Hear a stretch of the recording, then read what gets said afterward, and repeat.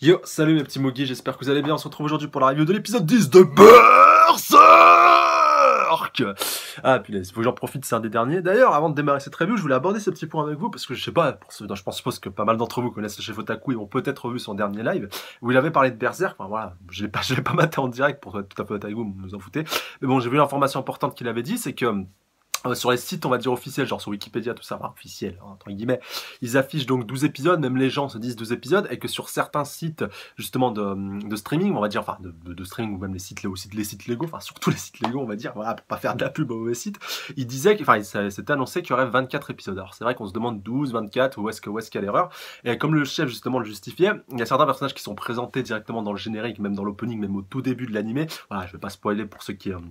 suivent encore une fois que cet animé là, même si encore une fois je vous le redis, c'est une erreur, faut lire le manga avant d'adapter l'animé, mais bon, voilà, ceux qui ont lu le manga savent très bien de quel perso je veux parler, et c'est vrai qu'on peut se poser la question, est-ce qu'ils vont apparaître, ou alors est-ce qu'on aura encore une fois un petit teasing ou un petit clin d'œil à la fin, ou est-ce que vraiment ils vont les faire apparaître dans les 12 épisodes à venir, vu que voilà, je pense que les 12 premiers ça constituera le premier arc, l'arc de la tour de châtiment et de la seconde éclipse, plus voilà la suite tout simplement, voilà, je vais pas vous donner le nom de l'arc suivant, sinon ça va vraiment vous spoiler à mort, donc surtout la fin de cet arc là, mais voilà, en tout cas on peut se poser pas mal de questions par rapport à ce point-là. Donc dans le doute, déjà il y a 12 épisodes sûrs, donc voilà, restez entre guillemets dans l'optique qu'il y a 12 épisodes, et si jamais c'est très révèle qu'il y en a 24, et vous serez content, mais voilà, j'ai pas envie de vous donner de faux espoirs, mais je voulais quand même donner cette petite information, car on sait jamais, voilà, c'est vraiment vous êtes au jus. Donc sur ces bonnes paroles, on va démarrer cet épisode 10, encore une fois fort passionnant, avec beaucoup de bastons, voilà, comme on l'aime bien, et surtout beaucoup de révélations, enfin surtout au début avec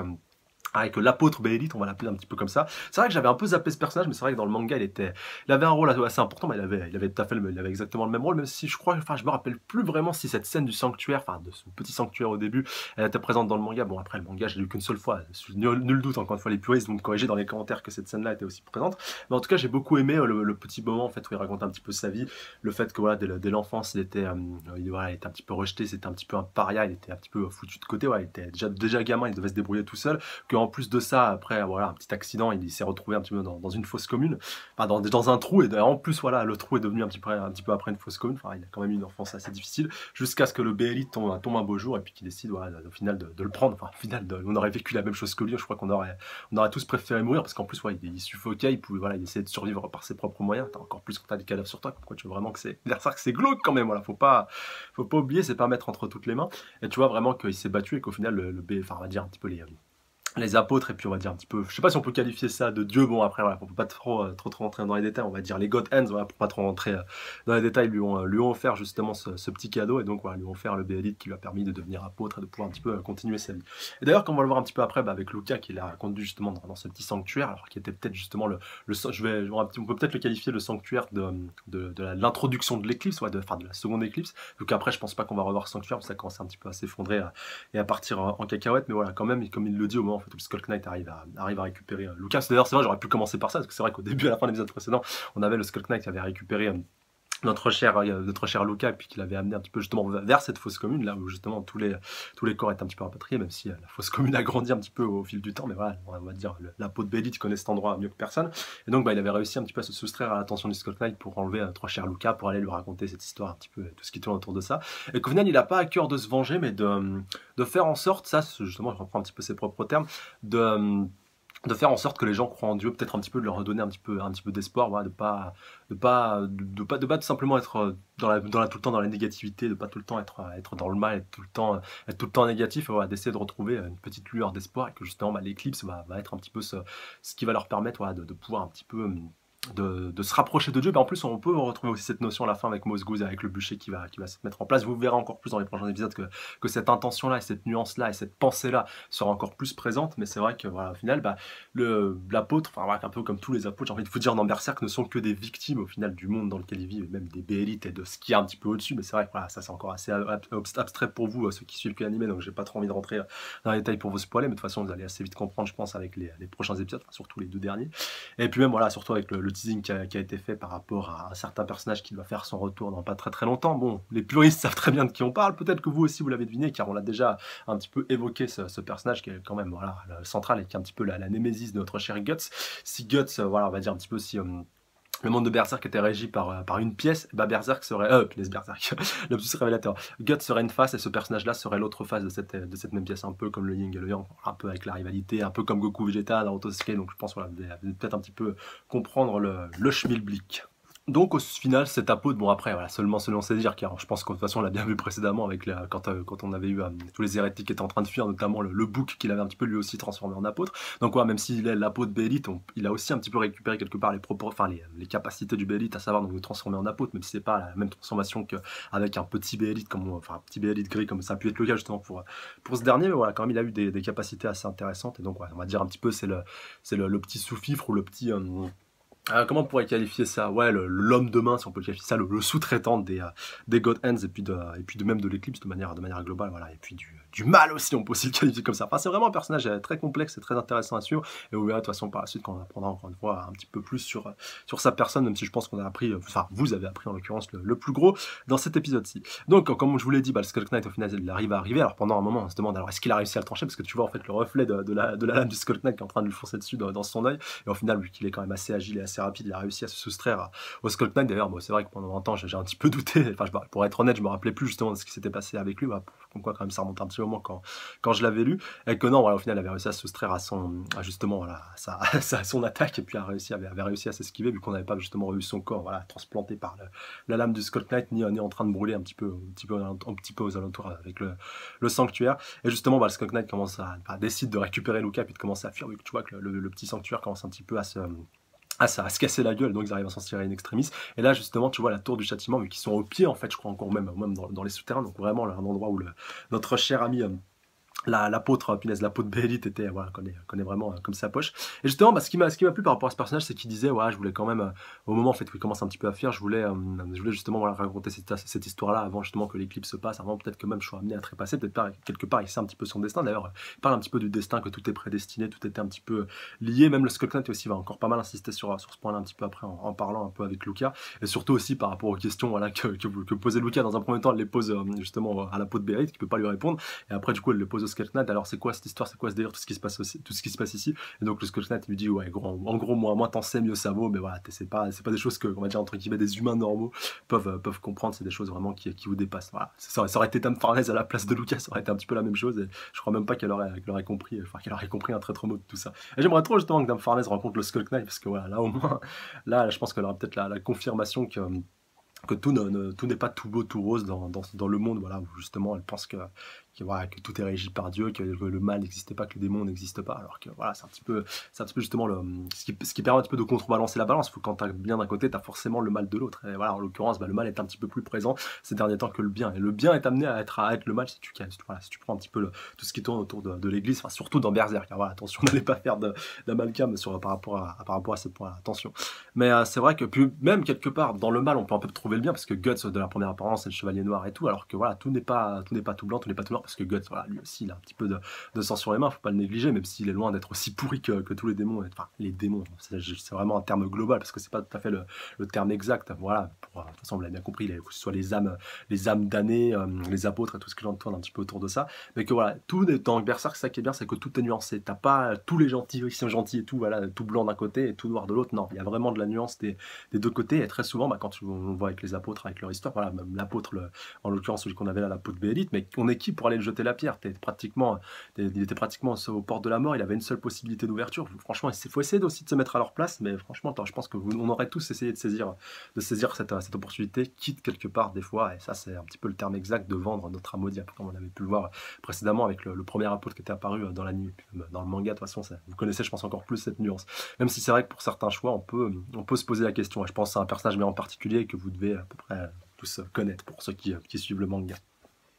Et je sais pas si vous avez remarqué ce point-là, mais vraiment dernier point avant qu'on retourne sur Guts, parce que là je voulais faire toute la partie Lucas Skull Knight d'un seul coup, voilà, pour que ce soit plus synthétique pour vous tous, par rapport au fait qu'au moment où il se casse, il récupère donc un Bélite gris qui était présent, donc sûrement celui qui reliait justement l'apôtre Bélite, voilà, vu qu'ils sont tous reliés directement à un Bélite, et justement tu le vois, voilà, le mettre un petit peu dans sa bouche, et on peut un petit peu se poser des questions par rapport aux intentions qu'il pourra faire par la suite. Voilà, donnez-moi un petit peu vos avis dans les commentaires, je m'adresserai uniquement à ceux qui mettent l'anime, parce que ceux qui suivent le manga savent pourquoi il a fait ça, mais voilà, donnez-moi pour vous vos indices dans les commentaires, voilà, pour vous ce que pourrait lui apporter ce Bélite, sachant donc voilà que pour des personnes entre guillemets un peu lambda, ça pourrait les permettre, enfin ça leur permet de se transformer en apôtre. Alors, donc on va retourner ce coup-ci sur Guts, donc ouais, qui est un petit peu toujours en train d'affronter les sbires de notre cher Mosgouz, eux aussi un petit peu apôtrifiés, si on peut le qualifier comme ça. Voilà. Enfin, c'est pas vraiment des apôtres, c'est plus des créatures créées directement par un apôtre, un petit peu de manière interposée. Mais voilà, ils ont juste une paire d'ailes en plus, et surtout ils sont un peu plus ténébreux, un petit peu plus dark, voilà, un peu plus démoniaques, et plus puissants aussi, voilà, ça faut bien le souligner. Et d'ailleurs, on voit que Guts commence pas mal à galérer, d'ailleurs, à un moment donné, il se fait carrément immobiliser par tous les autres, mais il va quand même réussir à se dégager, voilà, sans trop de difficultés, d'ailleurs, heureusement pour lui, parce que là, sinon ça aurait été vraiment assez hoche, et il arrive au final à tous les buter. Donc ouais, c'est vrai que ça, on peut penser que ça a été assez rapide, mais il faut bien vous dire que le principal antagoniste là, en tout cas à l'heure actuelle, celui qui doit vraiment buter et soustraire justement à l'influence de Casca, bah, c'est Mosgouz. Voilà, Mosgouz d'ailleurs, comme il l'a déclaré à la fin de l'épisode précédent, ouais, il y a que 5 personnes qui me séparent de Casca, donc ouais, quand t'avais justement tous les 5 qui étaient en face de lui. Et d'ailleurs Mosgouz, bah, il en a bien profité pour se tirer, même si dans un premier temps il avait envie de combattre et que ses sbires, notamment celui qui a le masque justement de punaise, j'oublie tout le temps, le masque de médecin un petit peu de la Renaissance, donc ouais, celui qui a la maladie de la peau, voilà, qui commence un petit peu à gonfler un peu comme un lépreux quand il est au soleil. D'ailleurs, on avait eu une petite scène avec lui, rappelez-vous, il y a 2-3 épisodes avec Dame Farnèse et justement Serpico, là, qui voulait lui en demander un petit peu plus par rapport à Mosgouz. Il disait que lui, il n'était pas hyper à fond avec ses idéaux et tout ça, mais bon, voilà, au final, il lui devait la vie, vu que c'est lui qui l'a sauvé, qui l'a pris sous son aile, donc voilà, c'est pour ça qu'il agissait en tant que tel. Et d'ailleurs, ce sera le dernier à trépasser. D'ailleurs, j'ai beaucoup aimé cette scène-là, au moment en fait, où il commence à bloquer Guts avec sa lance, enfin, voilà, c'est un petit peu un truc de torture, je crois, pour décapiter ou tordre le cou, et au final c'est lui qui se fait trancher la gorge et qui se fait un petit peu aussi péter ça là. Même si Guts en plus à un moment donné, voilà, il voulait lui infliger le sentiment de la roue, il était justement bien paralysé, bien bloqué, et voilà, au final il s'est repris, il avait son bras qui était tellement immobilisé, puis il en a qu'un seul, et avec son canon il avait réussi à tout faire péter, puis à retourner la situation à son avantage. C'est vrai, un petit peu en un clin d'œil, en butant un petit peu tous les apôtres qui restaient, mais bon, il avait réussi un petit peu à les surprendre, et donc au final il s'est servi de la seule ouverture entre guillemets qu'il avait réussi à avoir, et à son avantage, et puis au final ça lui a permis d'obtenir la victoire. Mais comme on le voit, il est quand même pas mal blessé, il commence un petit peu à souffler et tout, ouais, il a quand même laissé pas mal de force dans ce combat-là. Il a encore Mosgouz à combattre aussi, voilà, qui est pas un cadeau, comme vous pouvez vous en douter. Puis voilà, il y a aussi ces deux guerres. Bon, encore une fois, ça relève un petit peu du détail, mais quand même, ça reste du menu frottin, mais il faudra un petit peu s'en occuper. Et surtout, bah, on parlait de ça, bah, t'as le petit Isidoro et Puck qui ont décidé, voilà, de se lancer un petit peu à corps perdu sur Mosgouz. Donc ouais, ils sont toujours accrochés à son cou pour pouvoir tenter de récupérer Casca. Donc tu vois vraiment que Isidoro a à cœur de tenir la promesse qu'il a fait à Guts. Même si on va voir qu'après, quand même, quand il va le balancer, putain, j'ai vraiment cru. Il a balancé vraiment comme une merde. Et puis après, t'as le gros plan, t'as le gros plan, tu vois justement Mosgouz qui commence à faire son discours, et là tu vois un petit truc en train de voler à gauche à droite, tu te demandes où il va atterrir le pauvre petit gamin. Mais bon, on reviendra sur ce point-là un petit peu après. Et justement, bah, la tour il commence un petit peu à trembler, voilà, quand on va le voir un petit peu après, avec même au niveau du camp des réfugiés et tout, que ça commence un peu à partir en sucette. Et donc on était bien, bah, il va se passer quelque chose voilà, d'assez important ici. D'ailleurs, bah, ça commence à partir vraiment à partir de maintenant, encore plus à la fin de l'épisode, comme on le verra avec Guts, et encore plus, encore une fois, dans les prochains épisodes d'avenir. De toute façon, il y a déjà un petit peu de 3 signes d'avant-coureur. Et on peut, je pense, commencer à dire que la deuxième éclipse a démarré, notamment avec les deux gros symboles. Donc, à savoir, si je vous fais ça, je pense que vous allez peut-être comprendre. Et puis, donc, avec le stigmate aussi de Guts qui va être un petit peu présent au niveau des camps des réfugiés, au niveau des feux qui ont été un petit peu allumés. D'ailleurs, j'ai beaucoup aimé le double plan qu'on a. On a d'ailleurs, dans un premier temps, on a le plan sur le camp des réfugiés qui est un petit peu en train de cramer. Ça, c'est vrai que dans le manga, je l'avais pas. Je me parle de mémoire, enfin, ça m'avait pas plus marqué que ça, alors que c'est vraiment dans l'anime. Voilà, ça, c'est un bon point qu'ils ont réussi un petit peu à mettre en avant. Tu as directement ce plan-là avec justement tout le camp des réfugiés qui commence un petit peu à cramer en forme de stigmate, donc ouais, avec les feux qui forment le stigmate de Guts. Et juste derrière, après, on dirait qu'on enchaîne directement avec le plan de Guts. En plus, ça switch un petit peu entre les deux. Et à la fin, tu finis avec Guts, avec justement voilà, la marque des God Hands en arrière-plan, donc ouais, avec la tour qui a commencé un petit peu à s'effondrer et qui annonce voilà, que l'éclipse va vraiment être imminente, bah, comme le Skull Knight l'annonçait depuis pas mal de temps maintenant. En parallèle de ça, bon, on va voir un petit peu tout ce que les répercussions du début de l'éclipse peuvent avoir au niveau de la tour. Donc, dans un premier temps, Dame Farnèse qui manque encore une fois de tomber de la tour. Donc, heureusement, Serpico arrive à la sauver in extremis. Donc, on aurait pu se dire, non, je me suis dit, putain, Guts, t'es un enfoiré, pourquoi tu vas pas la sauver et tout. Enfin, voilà, tu penses pas qu'elle a compris ce qui s'est passé. J'ai beaucoup aimé aussi le soldat Jérôme, celui qui avait, on va dire un petit peu l'amant de Luca, qui justement s'était un petit peu infiltré dans la tour. Donc, ouais, un petit peu contre les ordres de sa commandante. Et comment elle a commencé à faire un petit peu dans son froid quand il a vu que Dame Farnèse était là et qu'elle avait tout vu. Enfin, c'était une scène assez cocasse. Enfin, un détail, encore une fois. Et comme on va le voir un petit peu après avec le chevalier Hazan, donc le commandant en seconde des chevaliers des chaînes sacrées, donc voilà, dont Farnèse est la commandante principale. Donc voilà, lui va se retrouver au pied de la tour. D'ailleurs, t'auras le petit moine derrière qui voulait à tout prix récupérer Dame Farnèse pour la ramener chez elle pour un petit peu s'attirer les bonnes faveurs. Il disait, ah, moi je voulais juste avoir une bonne retraite loin de la capitale, loin de cette tumulte et tout, alors qu'au final il se retrouve dans des situations encore plus complexes. Et donc t'as un moment, voilà, t'as le chevalier Hazan qui dit, donc voilà, on va monter dans la tour, on va essayer d'aller récupérer Dame Farnèse, voir un petit peu ce qui se passe, voilà, parce qu'ils comprennent pas trop la situation. Et puis là tu vois les démons et surtout les âmes des défunts torturés. Enfin, je dis les démons, mais voilà, c'est vraiment un terme global, c'est plus justement les âmes des défunts torturés, plus les corps justement des défunts qui sont un petit peu voilà, possédés et un petit peu zombifiés, voilà, c'est comme le terme que j'aime bien un petit peu utiliser, d'ailleurs on le verra aussi après avec le camp. Et donc vraiment, il commence à se manifester, arriver un petit peu de partout, et voilà, qui commence vraiment à les mettre un petit peu en PLS, et puis